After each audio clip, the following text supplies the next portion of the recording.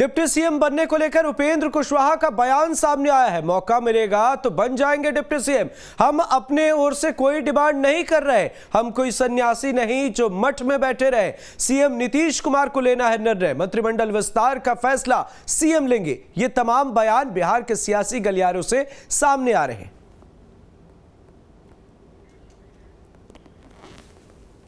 तो तस्वीरें आपको दिखा रहे हैं। उपेंद्र कुशवाहा से सवाल पूछे गए, जिसके बाद उन्होंने कहा कि मौका मिला तो डिप्टी सीएम बन जाएंगे।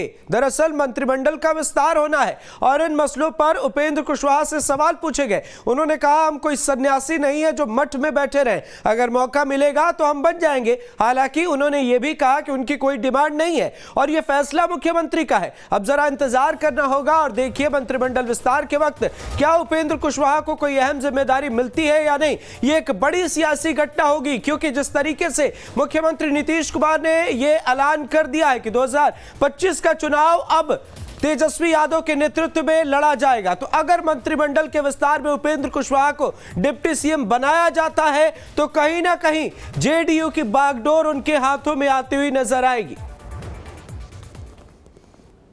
क्या आपकी राय है सर, क्या मौका मिलेगा तो आप बनेंगे? अब देख लीजिए, आप ऐसा कह रहे हैं कि मौका मिलेगा तो हम कोई सन्यासी हैं, मठ में हम बैठे हुए हैं। लेकिन हाँ, अब अपनी ओर से हम कोई डिमांड रख रहे हैं, कोई आकांक्षा रख रहे हैं, ऐसा नहीं है। इस ऐसे विषयों पर निर्णय लेना माननीय मुख्यमंत्री जी का काम होता है, निर्णय लेंगे। लेकिन इसको लेकर के कोई बहुत चर्चा की जाए, इसकी जरूरत नहीं है।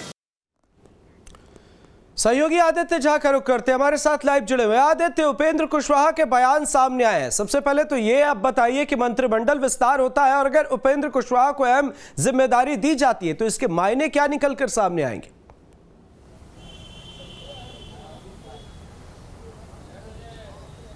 देखिए, उपेंद्र कुशवाहा का उपेंद्र कुशवाहा की पार्टी का जब जदयू में विलय हुआ था तो उसके बाद से ही कयास लगाए जा रहे थे कि उपेंद्र कुशवाहा को जदयू में अहम जिम्मेदारी दी जाएगी। और 2020 में जब विधानसभा के चुनाव हुए थे, उसके बाद जब जदयू का प्रदर्शन खराब हुआ था, उसके बाद ही नीतीश कुमार ने पहल की थी कि जनाधार में जो खिसक रही है जदयू का जनाधार, पार्टी का जो परंपरागत वोट बैंक है, लवकुश का वोट बैंक है, उसमें सेंधमारी हुई है। इसी को देखते हुए राष्ट्रीय लोक समता पार्टी का जदयू में विलय हुआ था। उसके बाद से ही उपेंद्र कुशवाहा की पार्टी में अहमियत बढ़ी थी, उनको संसदीय दल का नेता बनाया गया था।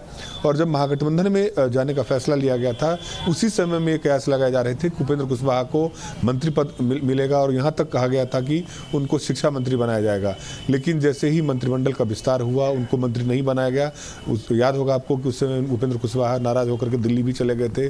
बहुत दिनों के बाद दिल्ली से वापस आए थे। फिर उन्होंने कहा था कि ऐसी कोई बात नहीं थी, वो कुछ संगठन का काम देखने वाले आदमी है, इसीलिए हम लोग संगठन विस्तार में लगे हुए हैं।